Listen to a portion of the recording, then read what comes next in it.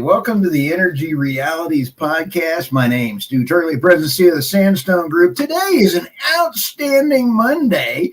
We have the Energy Realities team all lined up here. First around the corner, we have the Tammy Nemeth, and she even named her Nemeth Report. It is called the Nemeth Report, and she is in, I believe, the UK today. How are you today, Tammy? Yes, sir. I'm in the UK. I'm doing well. The sun is shining unbelievably. So yay. Oh, man. Man, all right, do you have your gardening all getting ready to rumble around the corner? Oh my gosh, no. It's been so cold. It was like -4 last night. I don't see gardening happening for another few weeks. -4 Fahrenheit or Celsius? Celsius. That's what I thought. It's still cold. That's right.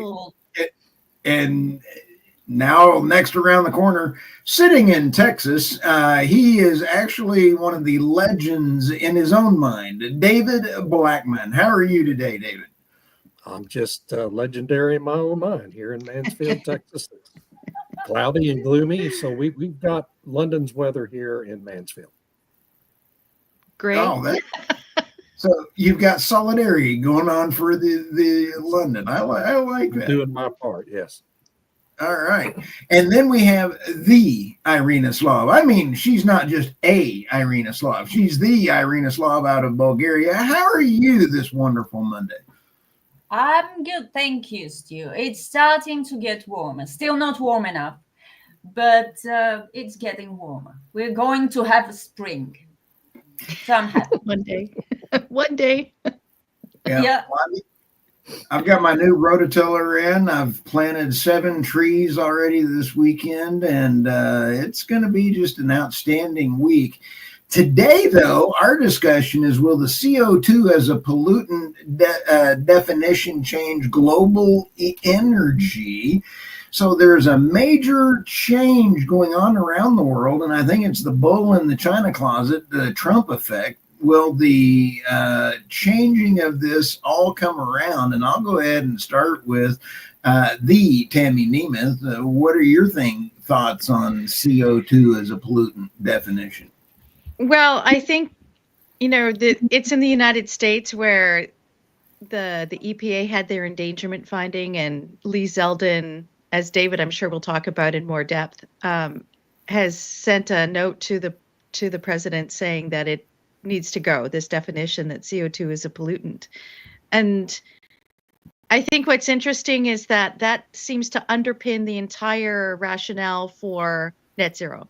So if you remove that as an idea that it's a pollutant, that it's something bad, then that has the potential to alter the entire sort of conversation around climate and everything. And Roger Pilkey Jr. has had a few really interesting things to say about the science behind it, or lack of it, or manipulation of it, or however you wish to describe that.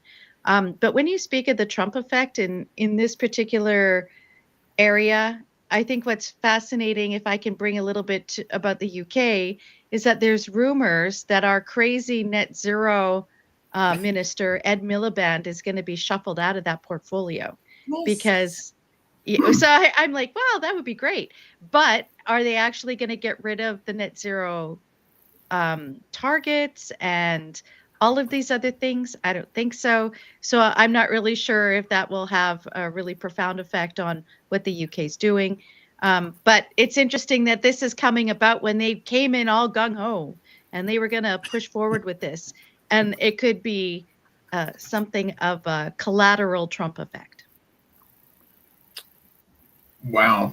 David, what do you got?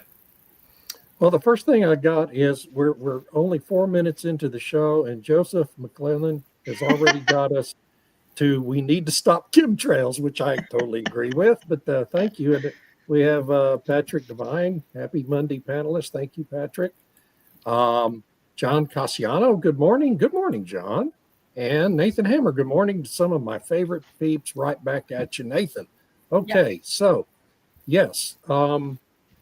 What's the top? Oh, yeah. Lee Zeldin has recommended to Donald Trump that to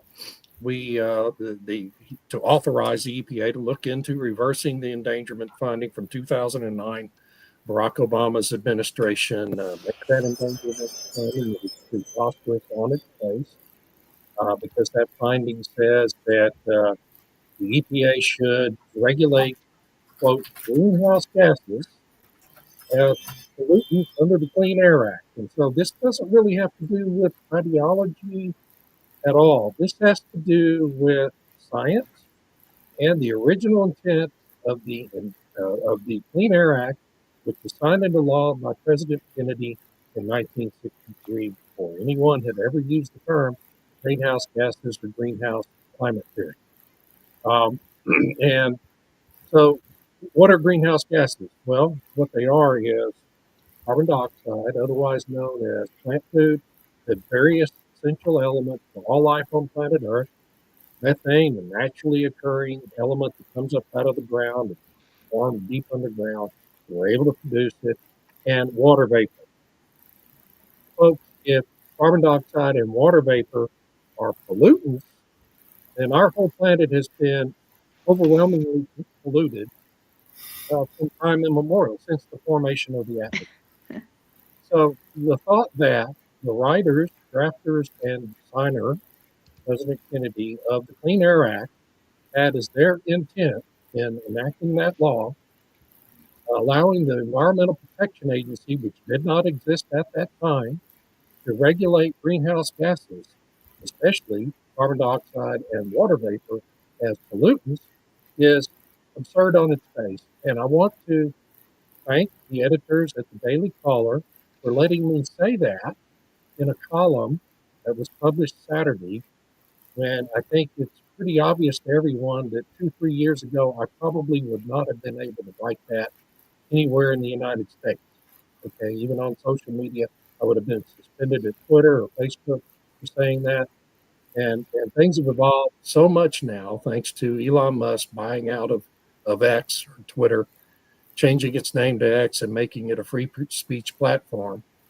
That act has had such an impact across our society in favor of free speech that now I'm able to write that in a legitimate publication without reprisals from the editor. And I think that's a wonderful development in our society. And the other thing I think is, if the United States does reverse that finding, that endangerment finding, it puts all of the Biden and Obama climate crackdown agenda in jeopardy and of being overturned by the courts, because it's just not a pollutant. These things are not pollutants. They can't be regulated under the Clean Air Act. If Congress wants them to be regulated, then Congress is going to have to pass a law to make it happen. And if that happens in the United States, as we all know, I think that what happens in the United States related to the climate change agenda, it has a great influence in the rest of the world. And so it would have global impacts if EPA does go down this road successfully. And I think the likelihood is that they will be able to successfully do this. So we're about to have a real sea change in climate change policy, not just in the United States, but ultimately all over the world. And, this has been the basis for all of it. And Yeah. I'm really, really proud of this administration for going down that road, because it's very politically very difficult to do. Yeah. Irene, I absolutely love all of your Substack articles and everything else. And if CO2 is not a pollutant, and what about cow poop and all the other stuff that you've had in the past? I'm going to be honest with you. I used maybe 10 bags of Black Angus cow poop over the weekend, planting trees and getting all my stuff going. I didn't use it personally. I put it on the plants. So, it's kind of fun when we sit back and try to think of, why are we going through this? But what are your thoughts so far? Well, because some people are the idiots. Well, I'd like to, relate a conversation I had with my daughter when she was in 5th grade. And they were studying about life on Earth in science classes. And I saw her textbook, which said that carbon dioxide makes life on Earth possible. Plant life, animal life, human life. And I said, did you know that some people are calling CO2 a pollutant? She said, what? And I said, yes, some people are saying that CO2 is a pollutant and we should try and emit as little as possible of it. And this is how I killed my daughter's childhood. Because she learned there are a lot of idiots in the world. But as David said, what happens in the US tends to spread across the world. And I think this will be the case. This is, to me, this is just part of this, backlash against the climate agenda. Because as we have talked here and we have written in our respective substacks and elsewhere, reality tends to reassert itself. The laws of physics and obviously the laws of planetary life are laws. If you want to kill CO2, you will kill life on the planet. And you can't kill CO2 because the biggest emitters of CO2 are natural. And I don't mean oil and gas drilling. It's Earth itself. It's the planet itself. You can't stop that. So this is a step in the right direction, and it combines with, a pushback from big oil. They're all pivoting back to oil and gas. And I'm particularly interested how the EU is going to handle this backlash when they want to boost spending on defense. You can't do this. You can't, make weapons and tanks and all that with expensive energy, because you will go bankrupt in a matter of very few short years. And the fact that they are talking about this, I think they're beginning to, replace the narrative. I think I understand I'm moving the topic. I'm sorry. But that's good.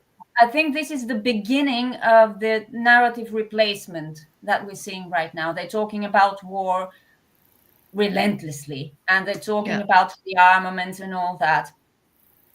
They are going to soon conveniently forget about their green agenda because they can see it's impossible. And the fact that I'm not sure if the EU classifies CO2 as a pollutant. Do you know anything about this, Tammy? Do they? I'm not sure. I wouldn't be surprised if they did. I'd have to look into that. I know that Canada does. They've classified CO2 as a toxic substance under our toxic substance list. Right? And it just says CO2. It doesn't say precisely how much, just CO2 is toxic. And so every time they talk about the carbon tax, they don't call it a carbon tax, they call it a price on pollution. So, that's the rhetoric that they use. And they also put methane in as a pollutant, as a toxic substance, again, with no dosage. Okay, so how much methane is toxic and in what way? So there used to be on the toxic substance list, about 76 things, and they would talk, it was actually really bad stuff. And since 2015, when the Trudeau Liberals took power, I think it's upwards of over 200 toxic substances. And a lot of them are just like, are you kidding me? Why is this a toxic substance? Do they have water there? Because water can be toxic in the right amount. Exactly. I don't know. I mean, it's ridiculous. It's absurd. And that's just the Canadian government under the Liberals. Everything they do is just absurd. Well, I just asked. Whoop, we can't hear you. Stu froze. Froze. You're freezing, man. Uh-oh. He probably can't hear us telling him that either. Uh-oh. Okay, well, we'll just... And I'll use my 9 screens, and here we go. Let me go ahead and share this here.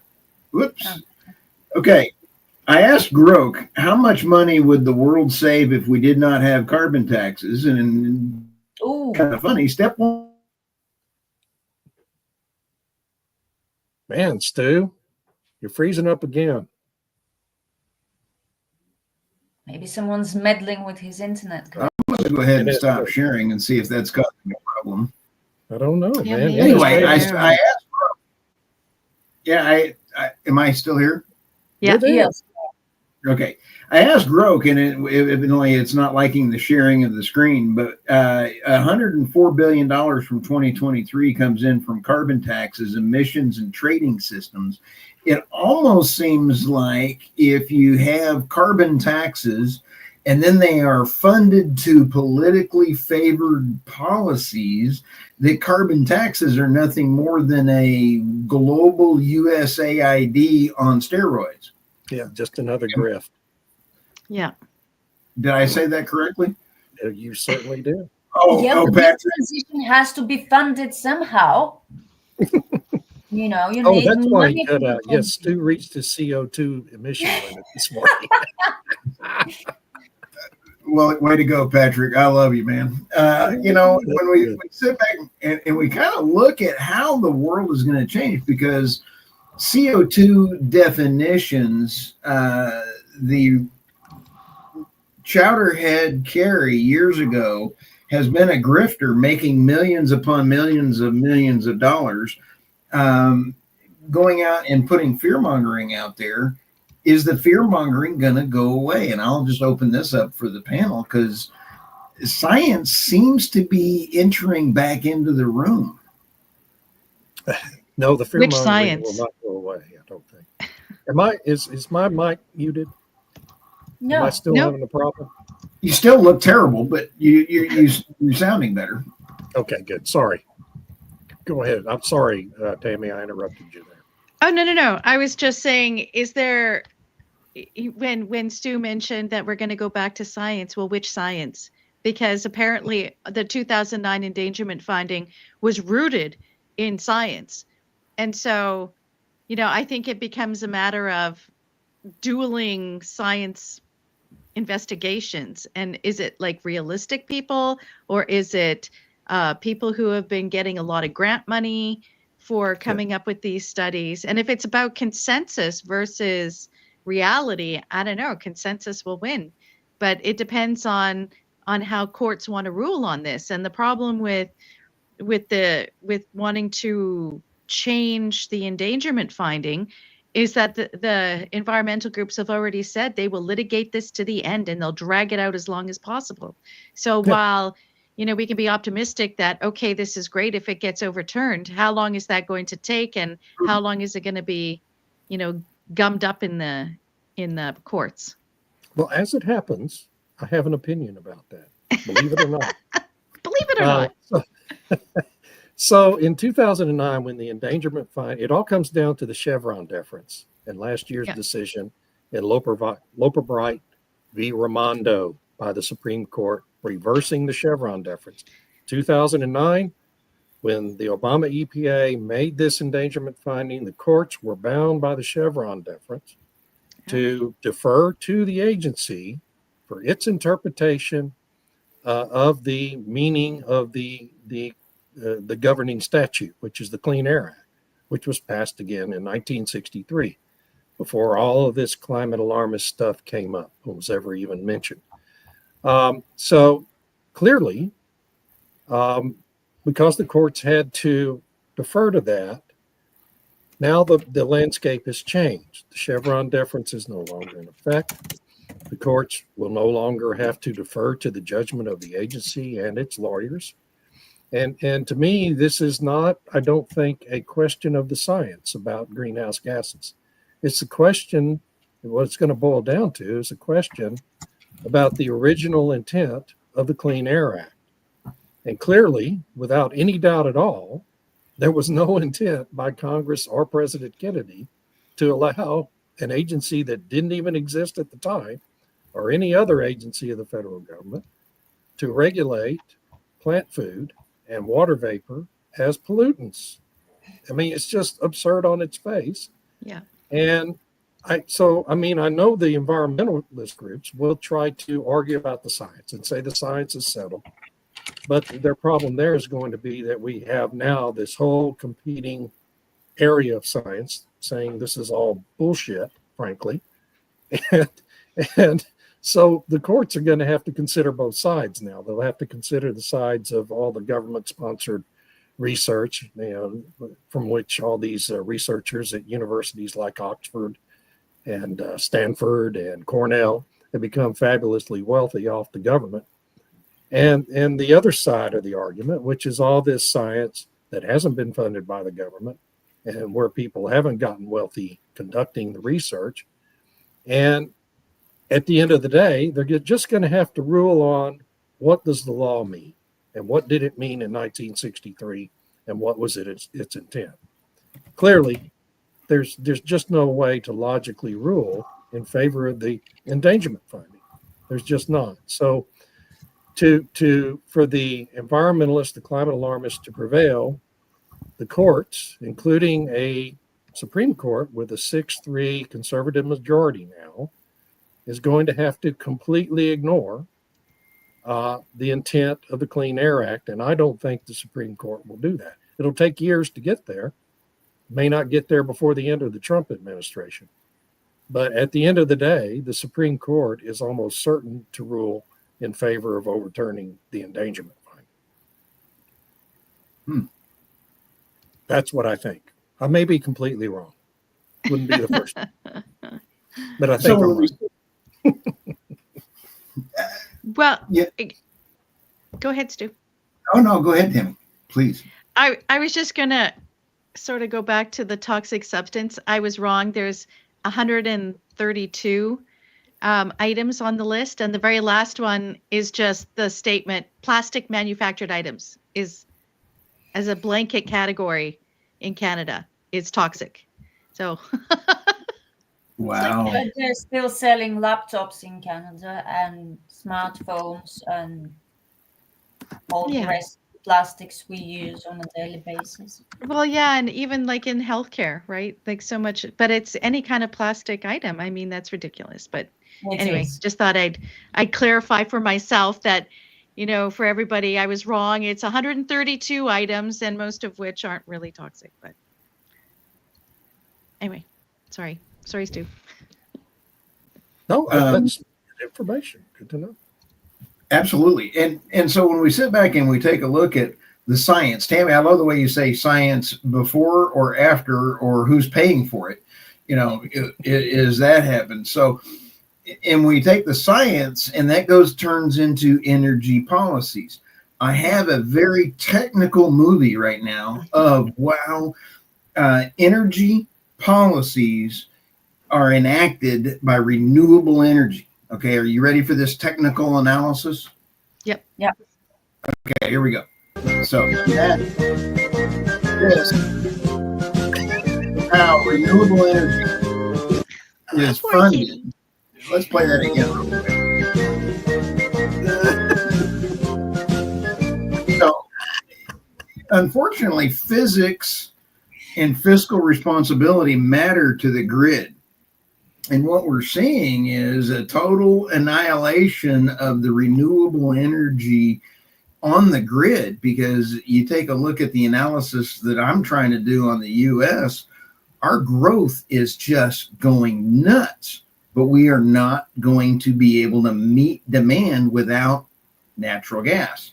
We're not going to be able to meet demand without nuclear, except it takes us so long to build a cotton picking nuclear reactor. Holy smokes, Batman. And then over the weekend, China even had an announcement that they had 60,000 years of thorium that they discovered in Mongolian assets through molten salt reactors that they could use that on. Yay! I think that is absolutely a wonderful use for technology, and I think that's going to be the energy transition, is when you can get to something like that. Sure. Yeah, absolutely.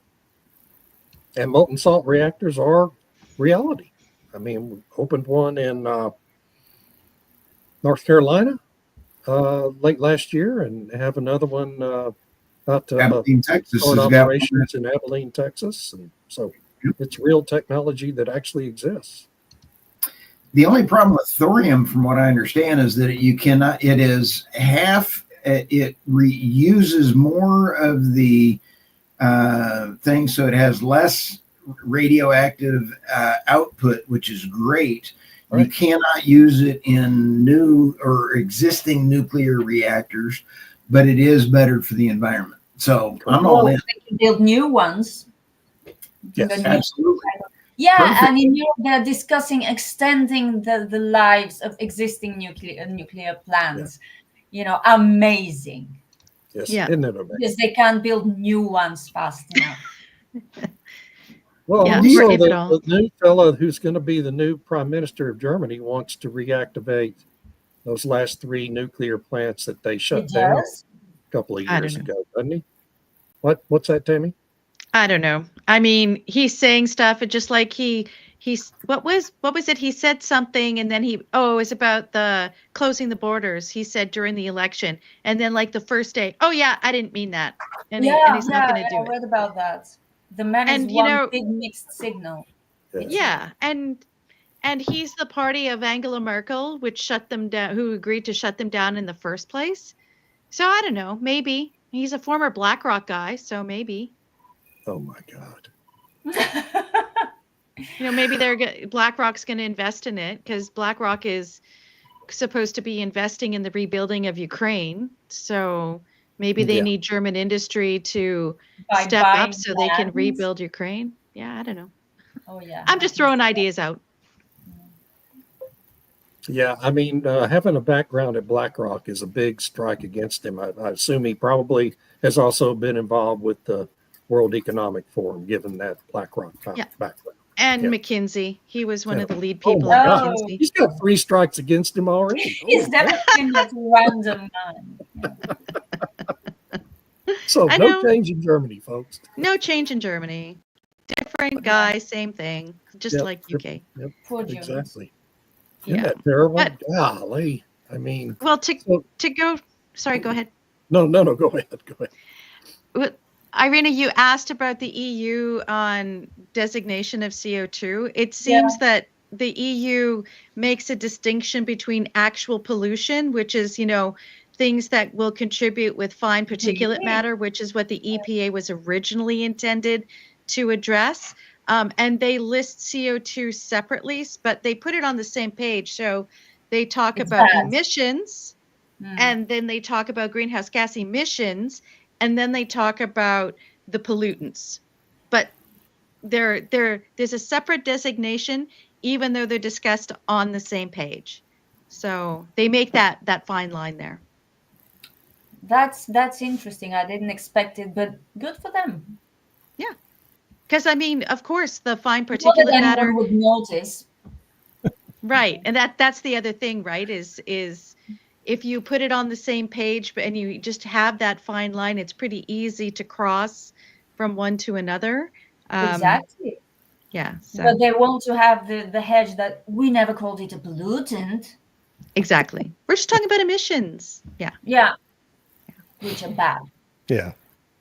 And when David, when you and Stu talk about, the European Union needing to rebuild its military and whatnot, and how are they going to do that with net zero energy, it made me think of how NATO was supposed to build electric tanks and jeeps and stuff. It's are they still going to do that? What could possibly go wrong? I mean, it's bound to.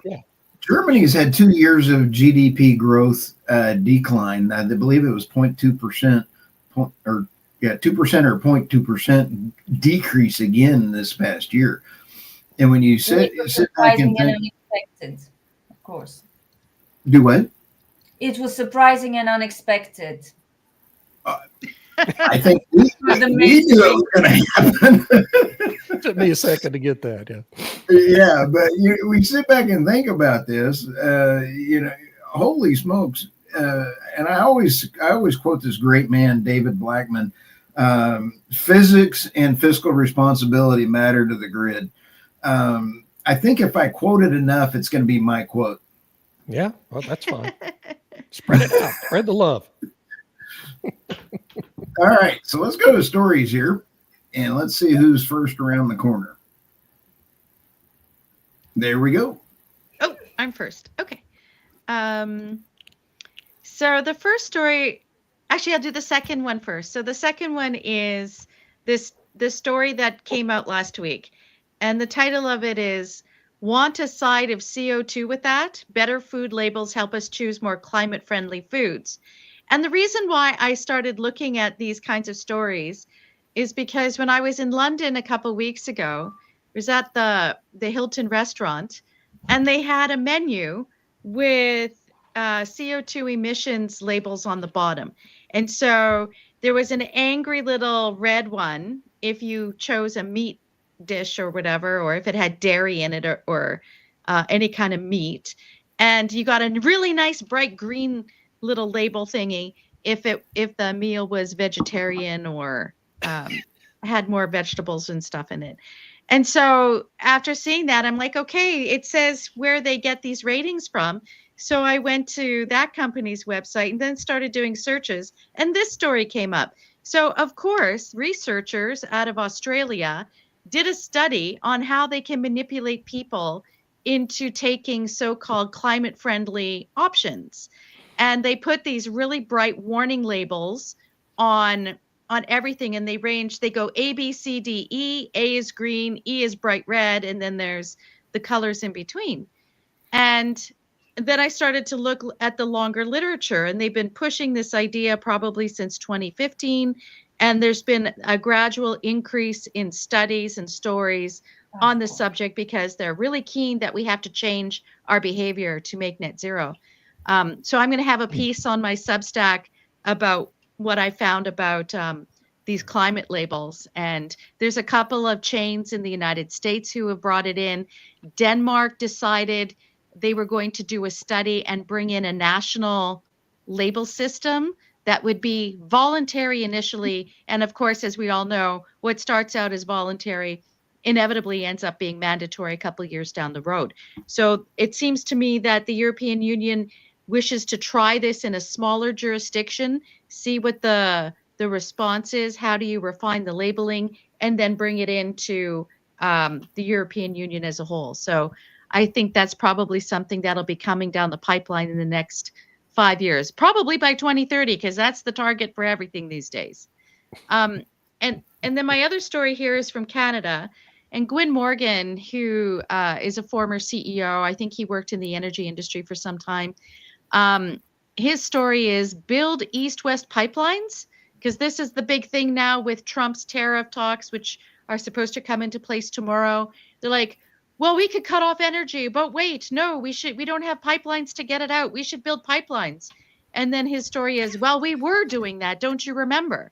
And his article is brilliant in laying out all the pushback to try and get energy projects done in Canada, all, to keep it in the ground is why they were canceled, and to basically plump out Canada's bona fides for being net zero. So I highly recommend that article. It really talks about how we tried to have all these projects, especially different pipelines, to bypass the United States, to go west, to go east, so we could help supply the European markets. This is a great graph map that Stu found, and it shows a bunch of the ones that were shut down. So Energy East, which would have been this big one, would have repurposed an existing pipeline to ship oil out to the East Coast to eventually get to European markets. That received so much pushback. A lot of it was coordinated by the current environment minister, Stephen Guilbeault, when he was the head of a group called Equiterre, which was an offshoot of Greenpeace. And he held all these meetings and stuff, whipping up the public that, oh, oil's going to leak everywhere and it's going to pollute your land and so on and so forth. And Quebec basically said, no, we won't let any pipelines go through our territory. So they're talking about we need pipelines. Quebec has already reinforced that they will not permit a pipeline to be built across. And as you can see with Canada, you can't get to the East Coast without going through Quebec. So if they want to build these pipelines, they would have to go south, as we have already done before, but then now you're beholden to the United States again. So they did one pipeline here, which took forever, cost like 20 times more than it was supposed to because of protests and litigation. That one's up and running. That's the Trans Mountain extension. And Coastal GasLink is supposed to start operation this year. That was insane, the amount of opposition to it. Northern Gateway was rejected, and the list goes on. Holy Wow. smokes. So they say they want to build these things. The process costs billions, and there's no guarantee it'll happen. And the environmentalists seem to have an endless war chest for litigation. So I don't know. I don't see that happening in Canada.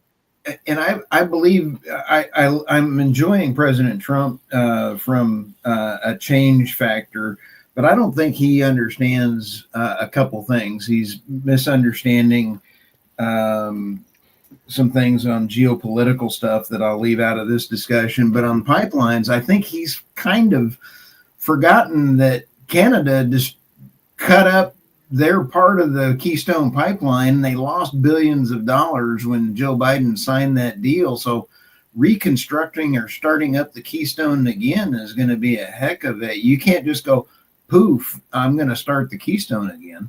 Well, I know. And I think, if he wants to establish some good faith, they should pay the damages to TransCanada Pipelines or TC Energy, because they filed a challenge under the previous NAFTA when it got rejected, and the tribunal said, yeah, you're too late. You're too late. So it's like, they lost billions. They built their side, ready to go. Then it got held up in American courts, and it did violate the NAFTA regulations at the time. Maybe they should have filed it sooner, but, show some good faith here and pay TC Energy what they're owed for that. Absolutely. Yeah, I would rather $4 billion. Yeah. I would rather buy. Interest. You bet. I would rather buy heavy oil sands from Canada, because we know that Canada's regulatory issues in E&P operators are some of the cleanest in the world. I love Canada. I got a few jokes, but I'll leave those going. So that was my rant for today. And that's my Substack there, the nemethReport.substack.com. And yeah, I try to post at least once a week there.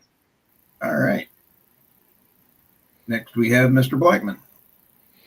Oh, here we are. Yes. The one on the right is the Daily Caller piece that ran Saturday about the endangerment findings. So I've already talked about that. I always preempt myself on these things.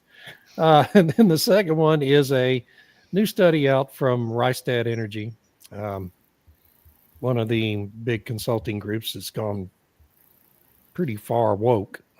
Maybe they're going to try to make a comeback into fossil fuels now. It's that talking about the fact that, as we've talked about here several times over the past several months, about natural gas surge to meet data center power needs. So you've got this thing with all these power centers, data centers multiplying all across the United States. My God, we've got like 45 of them under construction here in Texas now. And they have to have reliable 24/7 power generation to keep them going. And they need to have it to be proprietary power provision. So they're all, most of them are talking about building their own power sources. Originally, when these things began to multiply back in late 2023, they were all talking about doing it with wind and solar and batteries. And then within just a few months, they all realized, nope, that isn't going to work because the battery technology is not there. Sorry, can't do it that way. It's not reliable enough, not 24/7. And so then they all started talking about, well, we're going to build nuclear plants. Nuclear's clean. It's zero emissions, blah, blah, blah. And then they figured out, well, it takes 15, 20 years to build a nuclear plant here in the United States. A few of them were able to contract with generators that already have nuclear plants, either in mothballs or in operation. Like Unit 1 of 3 Mile Island is going to be reactivated to help power a Microsoft, I think it is, or it's either, it's Microsoft data center in New York State or Pennsylvania.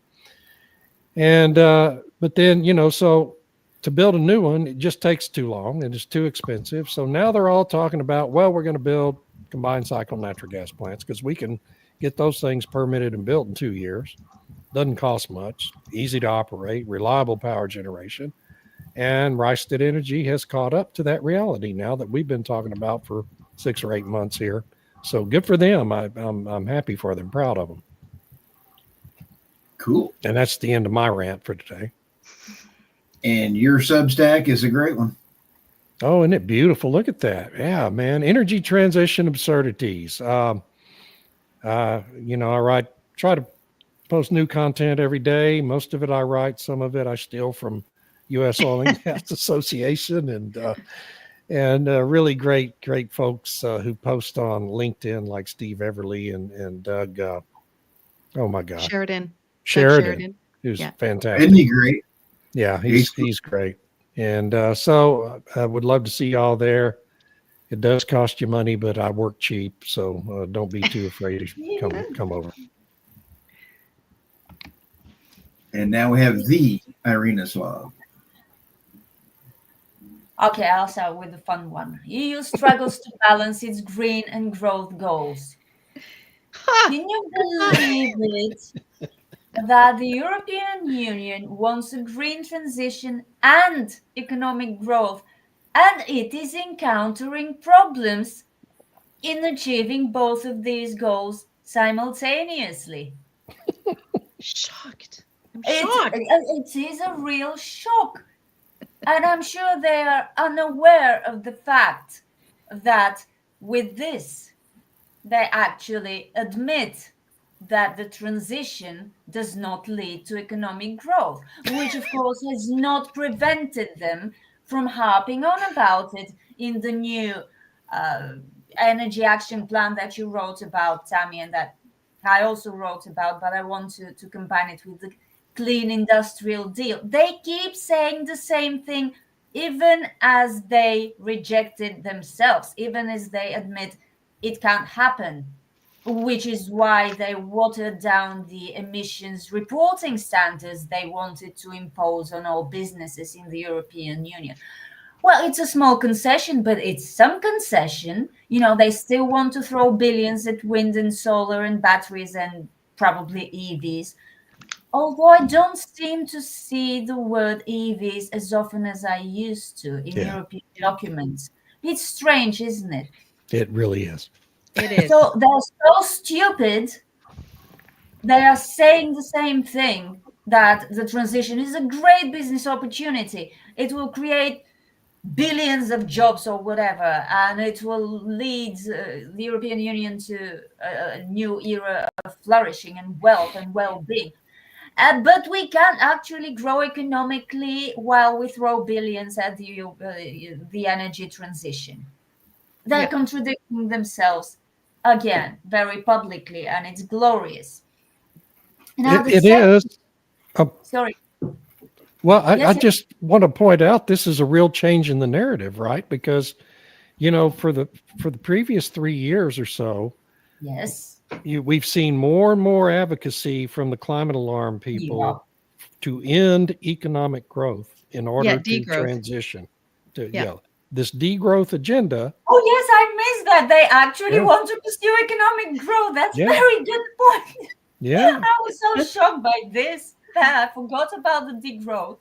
Well, apparently that didn't end so well. Go figure. It's you know what's sad? They don't know how pathetic and ridiculous they are. Anyway, the other story, that's dangerous actually, but anyway, that's not the topic. The other story is actually a surprising piece of common sense published by Reuters. Wow. But not one of their usual guys, not one of their usual, transition pushes. It's Edward Chancellor, whom I googled, and apparently he's had a very long career in finance. He's a finance historian, a pretty well-known one. Not to me, but I'm ignorant of most things in this world. So basically, he he destroys the whole transition narrative in just the first paragraph of this story, saying that throwing trillions at wind and solar has not worked at all, which is exactly what we have been saying here, that oil and gas and coal continue to provide the great bulk of the energy we consume globally. That emissions are still going up despite all these trillions being thrown at wind and solar. And he suggests we adopt a more realistic approach, which essentially comes down to, once again, what we have been saying: work on new technology that works. Develop new technology that actually has a chance of survival in a market environment. Don't rush to wind and solar just because you like them. And to me, it was amazing that this story was published by Reuters. That is. That's Yeah. and it's again a change in the narrative. The narrative is Yes. shifting. Yes. It's amazing how elections cause the narrative to change. Yeah. Well, I think in a couple of years we will remember what happened. But these people who are now pushing for the great business opportunities and billions of new jobs that the transition will open up will have conveniently forgotten they ever said that. Yeah. Sorry, Tammy, go on. Yeah, when you link this back to the clean industrial deal, one of the things that they were talking about is that by next year or late this year, they're going to introduce the Circular Economy Act, which means that They can't basically stop writing acts, can they? I know they can't. And it's to basically mandate the recycling of key resources and materials, and make you more efficient in the stuff that you use. So on the one hand, they're talking about we need growth and we're going to choose which industries are going to succeed. And I think this has been what maybe one of the things that the Reuters article talks about is how when governments are picking the businesses, what's going to win and what's going to lose, it never works. Right. Exactly. And like with the EVs and all that. And so I find it fascinating to see these people now talk about energy realities, and maybe, we've been a little too pie in the sky unicorn thinking around net zero. And then it reminded me of the recent article by Daniel Yergin in Foreign Affairs, where he also is talked about how the energy transition isn't what everybody thought it was, and that it's really an energy addition. And maybe he's been listening to our stuff, David, or from your conversations with him. And if I could just one last thing, that comment that was made about TC Energy moving natural gas. Okay, that's great. Absolutely. The problem is that Keystone XL was for moving oil. And the whole reason why people got angry about Keystone XL was that it was oil from the oil sands. And they were trying to portray oil sands oil as being somehow evil and nefarious versus maybe oil that's extracted from Venezuela that's, just as viscous. Yeah, it's so much better. Yes. Yeah. So thank you for those stories. Those are awesome. Yes, I love all of the Albertans, and Calgary is one of my favorite towns. And I'll tell you, Canada does such a great job on producing energy from that area cleanly, and the rest of the world doesn't. I would rather buy from Canada than Venezuela. I thought I'd point that out. Oh, sorry. Let me get back to Irina. Irina, your Substack is phenomenal. Thank you. Yeah, your last Substack in Europe, that was hilarious. Sad and hilarious. I did not feel very hilarious writing it. I felt like slapping the woman. Yeah. Thank you. And I say this every week, Irina. I listen to your stories, and I love hearing your dialect. David Blackman, I could care less if he reads his stories, but yours are phenomenal. Thank you.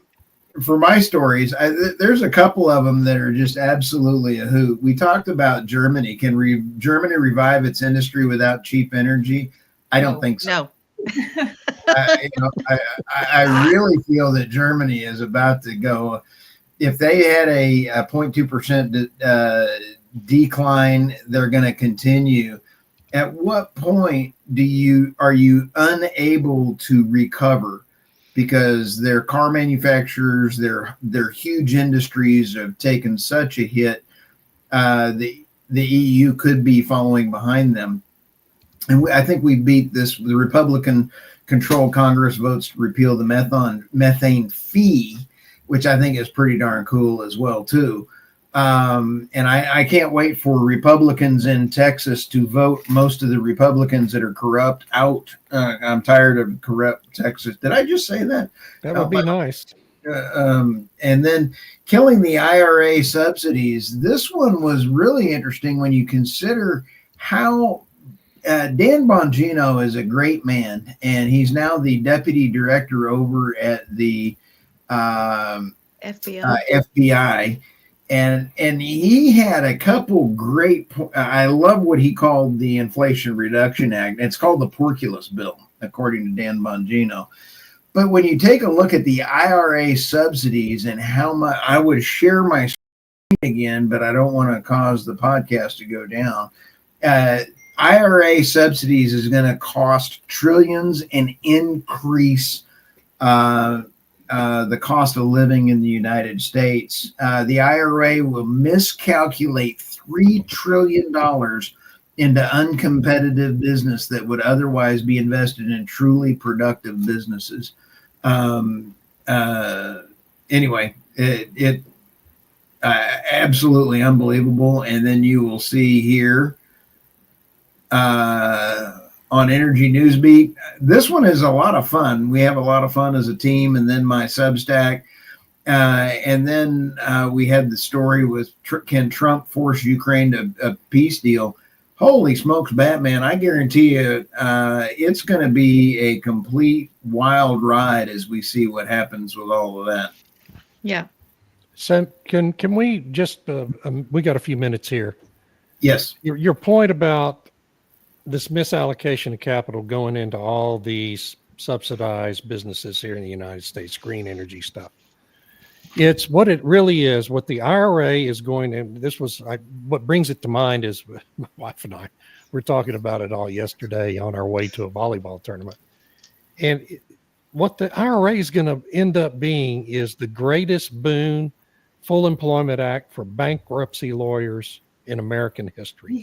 Okay. Oh, that's a good point. We remember when Obama was president, he was given a $10 billion budget for green energy subsidies to hand out to all his crony businesses. And he handed $500 million out to Solyndra, which was supposedly going to make solar panels in the United States. Never made a single solar panel, went bankrupt, huge scandal. The IRA is going to end up creating, has probably already created close to 100, if not more than 100 bankrupt companies. And it will create hundreds and hundreds of bankruptcies in the coming years.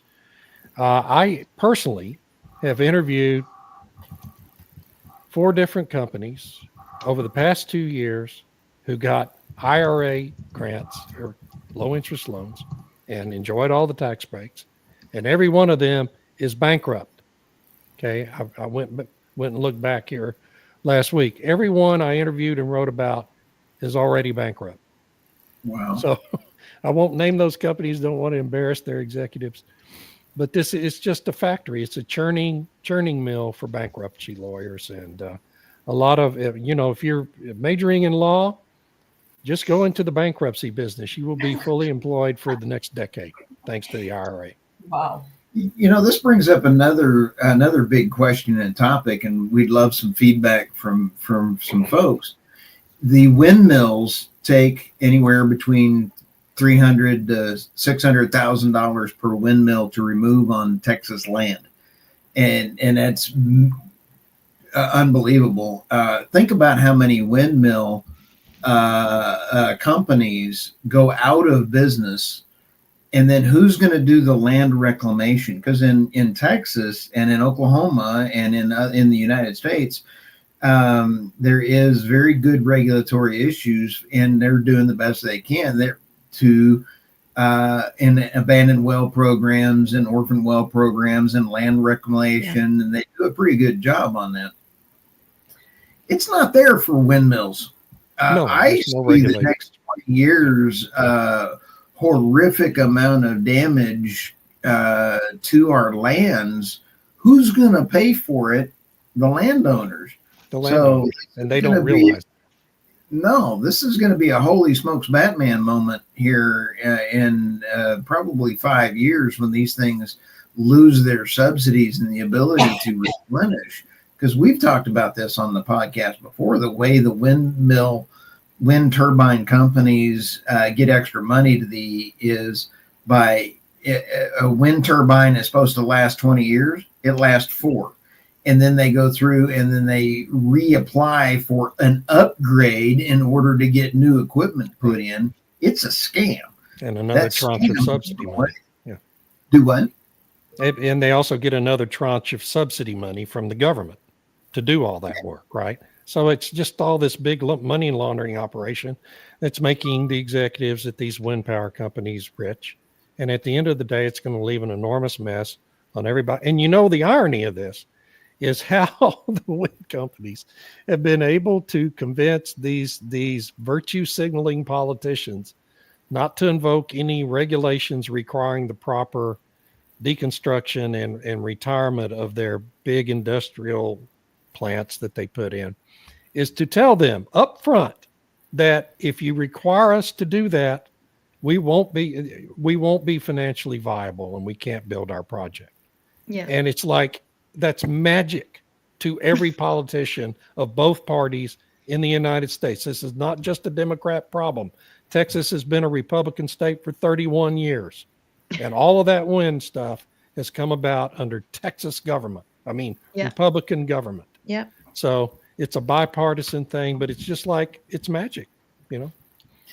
So well, they were trying to get social license, right? Because everyone was trying to badmouth Texas oil, just like they do in Alberta. And then supposedly to get social license, they go around and build windmills and stuff to say, oh, look, we're not so dirty or whatever, instead of just sticking to what you've got, you know, and not just spoiling the countryside and all the rest.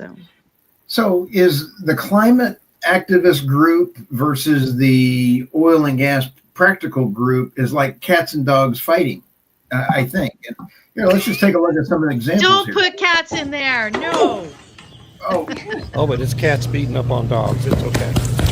Okay. So which ones are the climate activists and which one are the oil and I guarantee you there are more. In the oil and gas field, there are more dog lovers than there are cat lovers. Yeah, that's probably true. That's probably true. Reggie, don't eat them.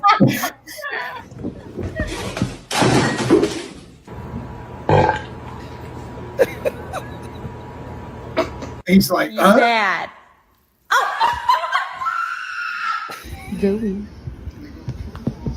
All right, now that's how you handle a cat. Hey, it should be something with like a pest. Oh God. Okay. I still think if we had a poll in the world for oil and gas workers, cat or dog, I guarantee you every oil and gas guy I've been ever on a pad with, he's a dog lover. Okay, but I don't think it's fair to have something cute and beautiful like a cat equated to or be representative of environmental activists that glue themselves to things. I agree. Cats are independent. They do not tend to get brainwashed into doing stuff they don't want to. That's right. So if you're going to make an analogy, at least make it, I don't know, appropriate. I don't think there's an animal that deserves to be compared to climate activists. I agree. And with that, we're done for today. Locusts. They live in swarms and destroy nature. Locusts. Locusts. There you go. We got to find a good locust video. Yes, I think I can. Cats eat the locust. That would be great. I'll take that as my assignment for next week's show to have a good locust video. All right. With that, everybody, thank you all. We had the Tammy Nemeth from the Nemeth Report. We had David Blackman from the David Blackman Substack.com, and we had Irina Slav and from Irina Slav on Energy. Follow her on X, LinkedIn, and her Substack. And my name's Stu Turley, President CEO of the Sandstone Group. We had a lot of fun this morning. I love it when other people talk. Thanks Bye, for the everybody. Thanks, comments. everybody. Great comments. Thank See you. you guys. Bye. Have a great week. Bye bye.